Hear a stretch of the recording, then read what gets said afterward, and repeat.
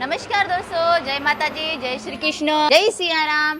ઠંડીની સમય ચાલુ થઈ ગયું છે. ઠંડી મસ્ત કુની ઠંડી પડવા માંડી. આજથી શરૂઆત થઈ ગઈ છે અને ઠંડીના સમયમાં મસ્ત આજે ગરમા ગરમ આજે અમારા પ્રભુજી મસ્ત ઘણા દિવસ પછી નાસ્તો આવેલો છે. નાસ્તામાં છે ગરમા ગરમ થેપલા છે સરસ, અને દહીંની તિખારી છે. તિખારી અને ગરમા ગરમ થેપલા જોઈને મોઢામાં બધાને તમારા પણ પાણી આવી જાય છે. જેના તરફથી આજ નાસ્તો છે એ બધા મહેમાન અમારા સાથે ઊભા છે. હાલો, મહેમાન સાથે થોડીસી વાતચીત કરશું. સીતારામ. સીતારામ. અહીંયા નાસ્તો કરાવીને અહીંયા આવીને તમને કેવું લાગ્યું છે? બહુ સારું લાગ્યું. બહુ સારું લાગ્યું છે. ઘણા બધા જોઈ શકો છો, બેનોએ ઘણી મહેનત કરી, કેમ કે આ વસ્તુ થેપલા અને દહીંની તિકારી મતલબ બહુ મહેનતની વસ્તુ છે. ચિરાગભાઈ કેટલા વાગે જાગ્યા હતા? સવારે 5 વાગે. ઓહો, 5 વાગ્યાથી શરૂઆત કરી છે. હા, કેવું અહીંયા આવીને લાગ્યું છે તમને? બહુ મજા આવી. અહીં બહુ સારું છે, કામકાજ બહુ સારું છે. સરસ.